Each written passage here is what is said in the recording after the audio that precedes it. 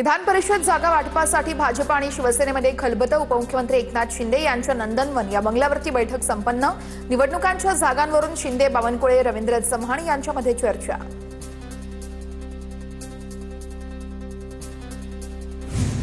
विधान परिषदेच्या जागा वाटपासंदर्भात निर्णय अंतिम टप्प्यामध्ये। विधान परिषदेच्या जागा महायुतीतच लढल्या जाणार। मुख्यमंत्री आणि दोन्ही उपमुख्यमंत्री जागांसंदर्भात शिक्कामोर्तब करतील।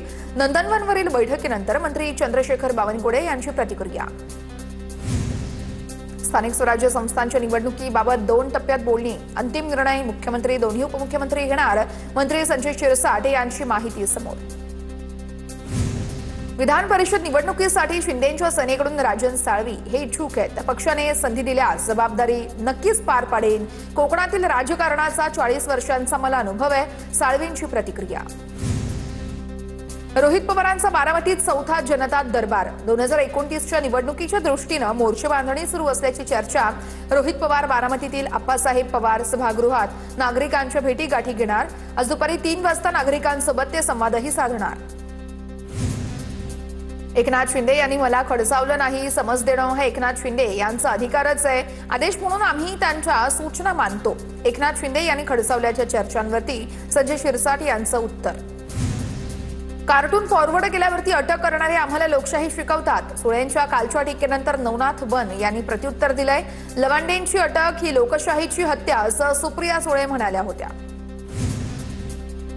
सोलापूरमध्ये काँग्रेसचे पदाधिकारी काँग्रेस प्रदेश अध्यक्ष हर्षवर्धन सपकाळ यांच्या विरोधामध्ये आक्रमक झाले। सपकाळ हटाव, काँग्रेस बचाव असे बॅनर दाखवत निषेध करण्यात आलेला आहे। सोलापुरातील पदाधिकाऱ्यांच्या कार्यकारिणीतील निवडीवरून काँग्रेस कार्यकर्ते नाराज आहेत। प्रसाद लाड यांना आरक्षणासंदर्भात काडीचीही अक्कल नाहीये। प्रसाद लाड यांनी हॉटेल व्यवसाय सांभाळावा। लक्ष्मण हाकेंची प्रसाद लाड आणि जरांगे पाटील यांच्या भेटीवर टीका। लक्ष्मण हाकेंना मी ओळखत नाही, ओबीसी आरक्षणाला माझा कधीच विरोध नाही। लक्ष्मण हाकेंनी ओबीसी नेत्यांसोबत चर्चा करावी। हाकेंच्या टीकेला प्रसाद लाड यांचं प्रत्युत्तर। देशभरात पेट्रोल आणि डिझेलच्या दरामध्ये 10 दिवसातच तिसऱ्यांदा वाढ झालेली आहे। पेट्रोलचे दर 87 पैशांनी तर डिझेलचे दर 91 पैशांनी वाढलेले आहेत। दिल्लीमध्ये सीएनजीच्या दरात वाढ झाली आहे। दिल्लीमध्ये सीएनजीच्या दरामध्ये प्रति किलो 1 रुपयांनी वाढ झालेली आहे। दिल्लीमध्ये सीएनजीचे दर प्रति किलो 81 रुपये 9 पैशांवरती पोहोचले आहेत। तर इंधनाच्या दरात वाढ झाल्यानं सर्वसामान्य नागरिकांना मोठा फटका बसतोय। महंगाई मॅन, काँग्रेसची पुन्हा एकदा मोदींवर टीका। पेट्रोल डिझेल दरात तिसऱ्यांदा वाढ झाल्यानंतर काँग्रेसची टीका। या आधीच्या दरवाढीनंतरही काँग्रेसनं महंगाई मॅन अशी टीका केली होती। डिझेल पेट्रोलच्या मागणीमध्ये अचानकपणे 20 ते 30% वाढ झालेली आहे। मुख्यमंत्री फडणवीसांचं हे विधान आहे। पेट्रोल डिझेल संदर्भात सर्व जिल्हाधिकारी, विभागीय आयुक्तांना सूचना दिल्याची ही माहिती आहे। शेतकऱ्यांच्या नावाखाली कोणी साठेबाजी करत असेल तर लक्ष ठेवण्याच्या सूचना आहेत। पेट्रोल डिझेलचा काळाबाजार करणाऱ्यांवरती कारवाईचे गृह विभागाचे पोलिसांना आदेश आहेत। इंधनाचा काळाबाजार करणाऱ्यांवरती गुन्हा दाखल होऊ शकतो। इंधनाचा काळाबाजार रोखण्यासाठी प्रशासन अलर्ट आहे। छत्रपती संभाजीनगरच्या साजापूर पेट्रोल पंपावरती संजय शिरसाट पोहोचले। शेतकऱ्यांसोबत त्यांनी संवाद साधला। त्यानंतर जिल्हाधिकाऱ्यांसोबत देखील त्यांनी फोनवरून संवाद साधला। दरम्यान डिझेलचा साठा संपला असं सांगून पेट्रोल पंप बंद झाल्याचा प्रकार। छत्रपती संभाजीनगर जिल्ह्यामध्ये 13,08,000 लिटर डिझेल उपलब्ध असल्याचा प्रशासनाचा दावा आहे। तर अनेक पेट्रोल पंप फिरलो तर डिझेल मिळत नाहीये। साठा कुठे उपलब्ध आहे भुजबळांनी सांगावा, शेतकऱ्यांचा संताप। हिंगोलीत पेट्रोल पंपाबाहेर 2 गटात तुफान हाणामारी। डिझेल घेण्यासाठी लागलेल्या रांगेवरून हाणामारी झाली आहे। हाणामारीमध्ये काही जण जखमी झाल्याची माहिती आहे। कळमनुरी तालुक्यातील आराटी या फाटावरील पंपाबाहेरील हा संपूर्ण प्रकार आहे। अकोला जिल्ह्यामध्ये डिझेल टंचाईमुळे त्रस्त झालेल्या वाहन चालकांना आज मोठा दिलासा मिळालेला आहे। बहुतांश पेट्रोल पंपांवरती डिझेलचा साठा उपलब्ध झाल्यानं परिस्थिती ही आता हळूहळू सुरळीत झाली आहे। हिंगोलीमध्ये डिझेल मिळत नसल्यानं शेतकरी संघटनेचे कार्यकर्ते आक्रमक झाले आहेत। शेतकरी संघटनेच्या कार्यकर्त्यांसह शेतकऱ्यांनी महामार्ग रोखला। वसमत तालुक्यातील सोंढी फाटा परिसरात शेतकऱ्यांचा रास्ता रोको। कॅनमध्ये डिझेल उपलब्ध करून देण्याची शेतकऱ्यांची मागणी आहे। रायगडच्या माणगाव पुणे महामार्गावरती प्रचंड वाहतूक कोंडी। मे अखेर सुट्टी आणि वीकेंडच्या सलग सुट्टीमुळे माणगावच्या दिशेने पर्यटन स्थळ जाण्यासाठी आता वाहनाच्या लांबच लांब रांगा लागलेल्या आहेत। माणगाव, चव्हाणवाडी, निजामपूर पर्यंत 7 किलोमीटर पर्यंत वाहनांच्या लांबच लांब रांगा होत्या। इनाम निर्मूलन कायदा तात्काळ मागे घ्या, अन्यथा राज्यव्यापी जन आंदोलन छेडणार। महाराष्ट्र मंदिर महासंघाचा सरकारला थेट इशारा। चंद्रपूरच्या ब्रह्मपुरीमध्ये आतापर्यंतच्या सर्वाधिक तापमानाची नोंद झाली आहे। ब्रह्मपुरीमध्ये 47.2 अंश सेल्सिअस इतक्या तापमानाची नोंद झाली आहे। गरज असेल तरच घराबाहेर पडा, अन्यथा घराबाहेर पडू नका असं नागरिकांना प्रशासनानं आवाहन केलंय। नाशिकच्या येवला तालुक्यातील आडगाव आणि देवळाणे येथे मान्सूनपूर्व पावसाची हजेरी बघायला मिळते। वादळी वाऱ्यासह झालेल्या पावसामध्ये कांदा चाळ तुटल्यानं कांदा भिजलाय, तर आडगावमध्ये शेडनेट जमीनदोस्त झालंय।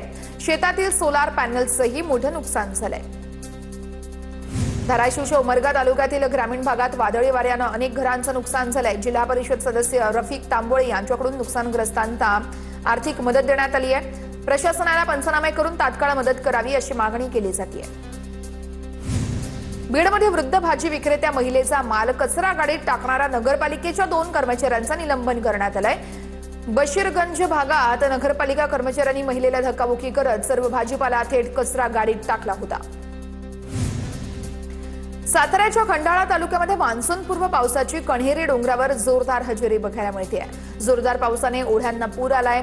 अतीट या ठिकाणी वीज पडून गायीचा मृत्यू झाल्याचं देखील माहिती आहे। पुढील 4 दिवस ढगाळ हवामानासह नाशिक जिल्ह्यामध्ये तुरळक पावसाची शक्यता आहे। तापमानामध्ये घसरण झाल्यानंतरही ढगाळ हवामानामुळे आता उकाडा कायम आहे। तापमान 36.3 अंश सेल्सिअसवर स्थिरावलेलं आहे। कमाल तापमानात घट झाली आहे। रत्नागिरीच्या चिपळूणमध्ये मान्सूनपूर्व पावसाची दमदार हजेरी झाली आहे। उकाड्याने हैराण झालेल्या नागरिकांना काहीसा दिलासा मिळालाय। हवामान विभागाने व्यक्त केलेला अंदाज हा खरा ठरलाय।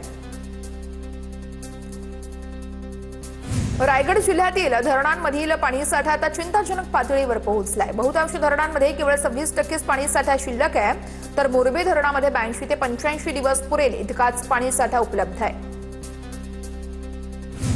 जळगावच्या चाळीसगाव तालुक्यातील बहाळ ग्रामसभेमध्ये पाणी टंचाईच्या मुद्द्यावर महिलांचा संताप। दूषित पाणी पुरवठा, गटारी आणि अतिक्रमणाच्या प्रश्नांवर ग्रामस्थांनी प्रशासनाला धारेवर धरत जाबही विचारलाय। रत्नागिरी जिल्ह्यामध्ये पाणी टंचाईच्या झळा सोसाव्या लागतायत। 42,000हून अधिक नागरिकांची पाण्यासाठी वणवण सुरू आहे। जिल्ह्यातील 55 गावांमधील 129 वाड्यांना सध्या 18 टँकरद्वारे पाणी पुरवठा केला जातोय। वांद्रे पूर्वच्या गरीबनगर परिसरातील अतिक्रमण कारवाईनंतर आता हे संपूर्ण परिसर सपाट झालेला आहे। या ठिकाणी नवीन रेल्वे मार्गासोबतच एक मोठा कॉरिडॉर तयार केला जाणार आहे। ढिगारा हटवल्यानंतर वांद्रे पूर्वमधील वाहतूक कोंडी संपणार आहे। नीट पेपरफुटी प्रकरणी लातूरमध्ये 3 विद्यार्थी आणि 4 डॉक्टरांची गेल्या 3 दिवसात सीबीआयकडून चौकशी झाली आहे। 4ही डॉक्टरांचा पीव्ही कुलकर्णी मोठेगावकर सोबत कनेक्शन असल्याचा संशय आहे। बिहारमधील नीट उमेदवारांसाठी मोफत बस सेवा आहे। यावेळेस बस सेवेचा हा बिहार सरकारचा मोठा निर्णय आहे। लाखो विद्यार्थ्यांसाठी मुख्यमंत्री सम्राट चौधरींनी घोषणा केली आहे। पेपरफुटीनंतर 21 जून रोजी नीटची फेरपरीक्षा होणार आहे। परीक्षेच्या दिवशी बिहार राज्य रस्ते वाहतूक महामंडळाच्या बसमधून मोफत प्रवास दिला जाणार आहे। नाशिकच्या टीसीएस मधील अत्याचार आणि धर्मांतर प्रकरणी नाशिक रोड न्यायालयामध्ये 1500 पानांचे चार्जशीट दाखल झालेला आहे। कॉर्पोरेट जिहाद प्रकरणात एकूण 9 गुन्हे दाखल झाले आहेत। प्रकरणाचा तपास सुरू राहणार असल्याची पोलिसांची माहिती आहे। सीटीआयने पंतप्रधान नरेंद्र मोदी यांना पत्र लिहिलेलं आहे। पेट्रोल आणि डिझेलला यावेळेस जीएसटीच्या कक्षेत घेण्याची मागणी करण्यात आली आहे। 28% किंवा 18% जीएसटी टप्प्यांमध्ये याचा समावेश करण्याची मागणी आहे। यामुळे पेट्रोल आणि डिझेलच्या किमती 15 ते 20% कमी होतील असा अंदाज आहे। सीटीआयनं आपलं मत मांडलेलं आहे। दिंडोरीमध्ये बोगस बियाणे पॅकिंग रॅकेटचा पर्दाफाश झालेला आहे। कृषी विभाग आणि दिंडोरी पोलिसांची संयुक्त कारवाई आहे। अकराळे जानोरी मार्गावरील पॅकेजिंग इंडस्ट्रीवर धाड टाकण्यात आली होती।